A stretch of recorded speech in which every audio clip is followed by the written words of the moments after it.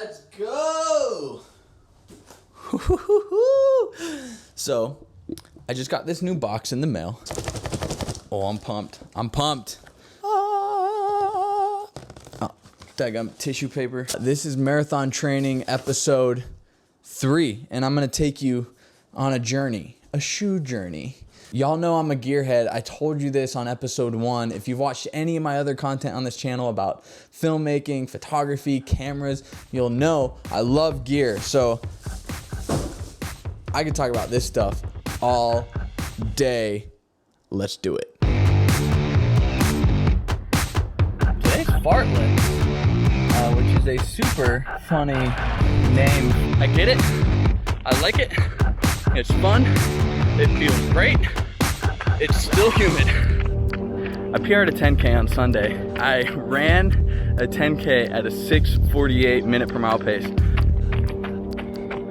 Feeling strong. First run in the Saucony Endorphin Speed 2. That was a marathon pace run at 155 BPM. I'm feeling great. I'm feeling super fit, feeling super confident after that. All right, guys, welcome back to the channel. If you're new here, my name is Sam Lucas. I'm a filmmaker based in State College, Pennsylvania. If you've seen some of my other content here on the channel, you're probably like, Sam, why are you talking about running shoes? Why are you talking about running? Well, I'm glad you asked.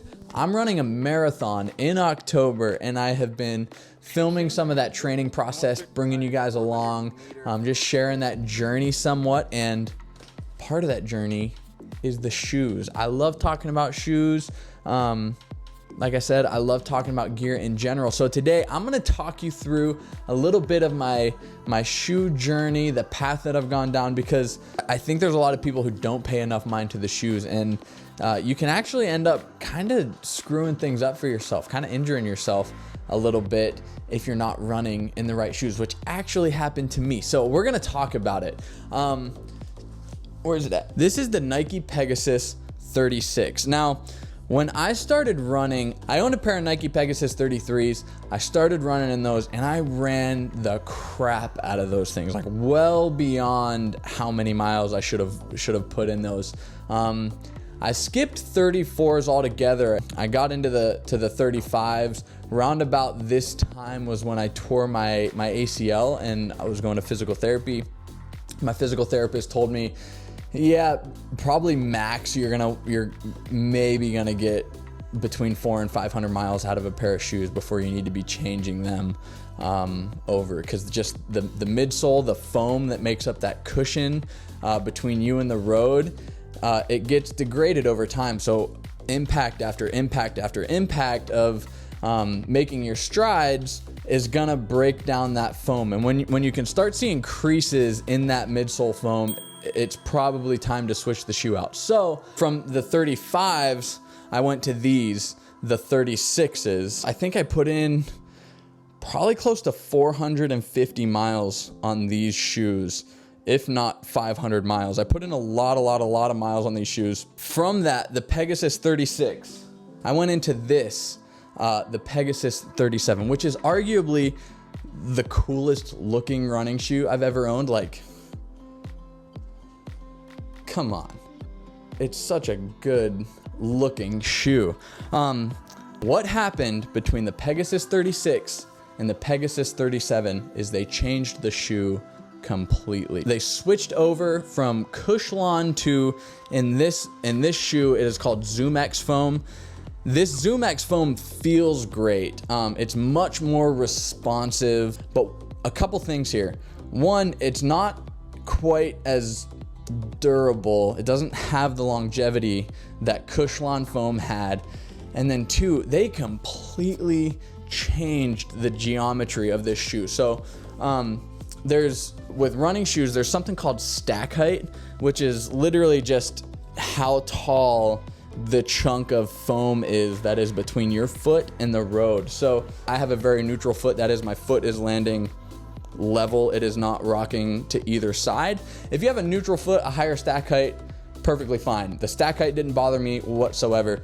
if you don't have a neutral foot landing, a higher stack height can make you a little wobbly. Like you may feel unstable when you're rounding corners or something like that. They changed the stack height. They added quite a bit of stack height in this shoe, the 37, versus previous years that I had always run in the Pegasus line. And then the thing that really killed me, this shoe went from a 6mm drop on previous models to a 10mm drop on this model, which what that means is the shoe is encouraging you to be up on your toe more because it's lifting the heel. What ended up happening was I got injured. The nature of one of my injuries here that happened that derailed my last marathon. I was shooting for a marathon in March, which you guys have heard me talk about in the previous episodes, that I ended up injured at the end of February, a couple weeks out from that marathon.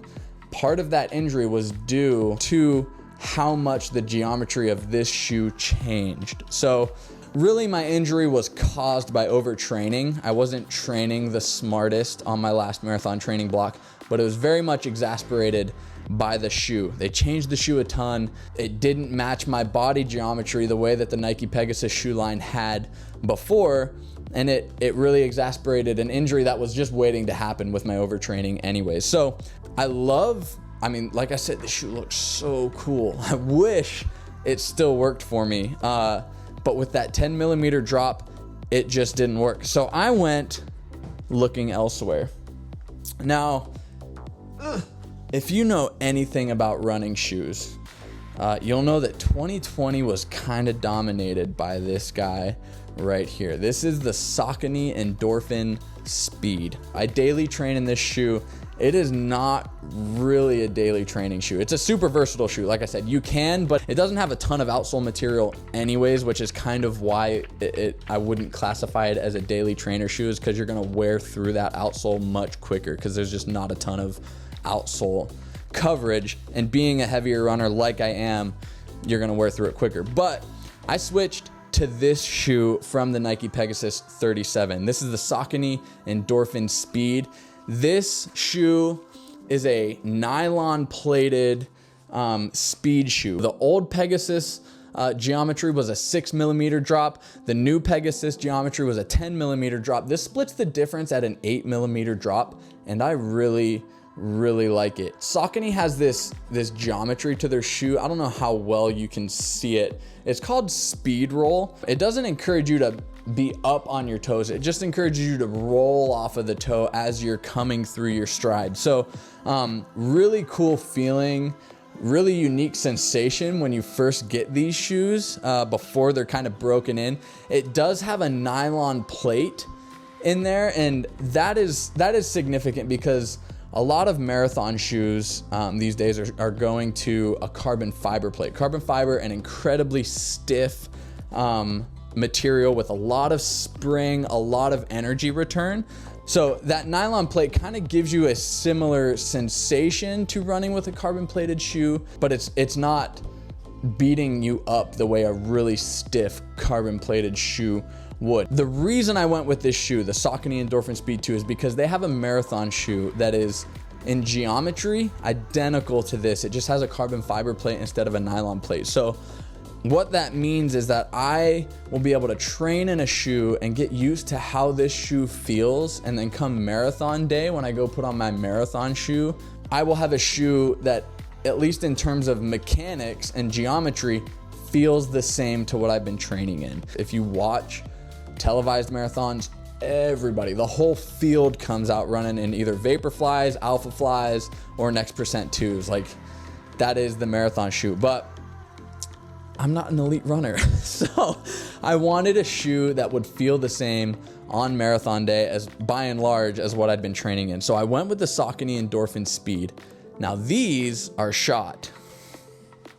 This is the Saucony Endorphin Speed 2, and it just released not too long ago. Not a lot different in this shoe versus the Endorphin Speed 1. The upper, so you know, this mesh upper has been updated. I haven't even put, well, you guys watched me unbox it. I haven't even put this shoe on yet. I am gonna run in it after this video. I have a tempo day today. It's, I think 5 miles at 7:30 a mile. So I am gonna go out. I'm gonna get a tempo day in with this shoe. I'm really excited. There's nothing quite like the feeling of new shoes out there. Like, if you wanna go fast, get a new pair of shoes, because you'll be really inspired to go out and run fast. But I just wanted to share a little bit with you guys about my shoe journey. Not that any of you probably care, but there might be some value in it for you guys to understand, like, the running shoe you pick matters. Like I said, I'm not gonna say that the shoe caused my injury. The injury was due to overtraining, but I think the shoe definitely exasperated that injury and brought it on quicker. Do some research. Understand if you're gonna be doing a lot of running and training pretty frequently, do some research, figure out the way your body works. Do you have a neutral gait? Do you tend to pronate a little bit? Do you need a stability shoe? Do you need a neutral shoe? There's a lot of things that are personal preference. There's a lot of things that will objectively, quantifiably work better for your body. So do some research, guys. Figure out which shoes work for you. There's so many options out there. A great resource, I mentioned him earlier, but Seth James Damore here on YouTube has pretty much built a career reviewing running shoes. Kafuzi is another one. I watch a ton of his stuff, researching shoes. Run Like Heller, she reviews a ton of shoes. So I'll link all of these people. I've been linking them already in these marathon training videos, but I will link all these people down in the description below. If you guys run, let me know what shoes you run in, what shoes you enjoy, what you run in. I'm super interested to hear, just from different standpoints, what different people are using. Do you like Nike? Do you like Saucony? Do you like Adidas? What are you running in and why? Let me know down in the comments. If you like this video, consider subscribing, guys. If you like any of the other content on this channel, filmmaking, photography, creative business, go ahead and subscribe. I really appreciate it. Drop me a thumbs up. Let me know you enjoyed it. It really helps out the channel, and lets me know whether or not to keep making content like this, because you guys like it or not. So much appreciated, guys. Thanks for bearing with me through this one. It was a quick and dirty video. I've been slammed busy lately, so I'm just kind of churning this one out. I really did not plan this video a ton. I knew I wanted to talk about shoes. I was lucky enough to have this show up at my door to give me something interesting to use as a catalyst for that conversation about shoes. But yeah, really appreciate you guys. Really appreciate the love and support on the marathon training. I look forward to seeing you in the next one. All right, guys. Much love. Peace.